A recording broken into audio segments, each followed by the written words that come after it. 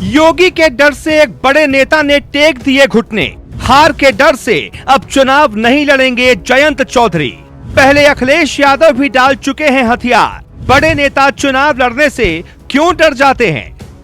UP में चुनाव से पहले हथियार डालने का मौका भी मिलने लगा है। योगी आदित्यनाथ की लहर की वजह से विरोधी पार्टियों में कुछ पार्टी के नेता ऐसे हैं जिनको डर है कि वो चुनाव के मैदान में कहीं हार गए तो किरकिरी बहुत होगी। अखिलेश जिस नेता के साथ चुनावी मैदान में योगी को हराने का सपना देख रहे हैं, असल में उन्होंने चुनाव में योगी के सामने अपनी हार पहले ही मान ली है और ऐलान किया है कि वो चुनाव नहीं लड़ेंगे। आरएलडी प्रमुख जयंत चौधरी यूपी विधानसभा चुनाव नहीं लड़ेंगे। शुक्रवार को राष्ट्रीय कार्यकारिणी की बैठक के बाद जयंत ने यह ऐलान किया कि वो आगामी विधानसभा चुनाव नहीं लड़ेंगे।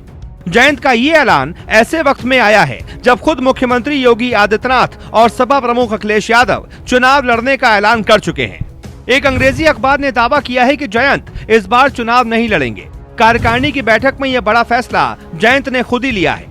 जयंत चौधरी की पार्टी अखिलेश के साथ गठबंधन में चुनाव लड़ेगी। जयंत चौधरी मोदी लहर में खुद चुनाव नहीं जीत पा रहे हैं, ऐसे में वो इस बार हार कर अपना कद खत्म नहीं करना चाहेंगे।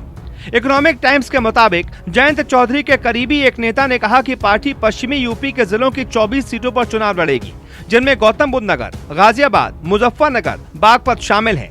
इसके अलावा 8 सपा नेता इस क्षेत्र में रालोद के चुनाव चिन्ह पर चुनाव लड़ेंगे। बैठक में यह भी फैसला किया गया कि चुनाव से पहले 15 जनवरी से 12 फरवरी तक गाँव गली दस्तक कार्यक्रम शुरू होगा, जो पूर्व रालोद प्रमुख अजीत सिंह की जयंती का प्रतीक है। यूपी के मुख्यमंत्री योगी आदित्यनाथ और अखिलेश यादव की तरह जयंत चौधरी ने कभी विधानसभा चुनाव नहीं लड़ा। सूत्रों की माने तो सपा रालोद गठबंधन के सत्ता में आने पर भी जयंत चौधरी सरकार में कोई भूमिका नहीं निभा सकते हैं, क्योंकि इसके बदले वो राज्यसभा में एक सीट की चाहत रखेंगे। यानी जयंत चौधरी राज्यसभा जाने का प्लान बना रहे हैं, क्योंकि लोकसभा चुनाव में जयंत जीत नहीं पा रहे। ऐसे में सियासत बचाने के लिए राज्यसभा जाने का रास्ता ही सही है और सरल है। अगर बात करें गठबंधन की, तो आरएलडी 2002 के चुनाव में बीजेपी के साथ गठजोड़ कर चुनावी मैदान में उतरी थी। इस दौरान आरएलडी को 14 सीटों पर जीत मिली थी, जबकि 2% वोट हासिल हुए थे। साल 2007 में आरएलडी अकेले चुनावी मैदान में उतरी थी।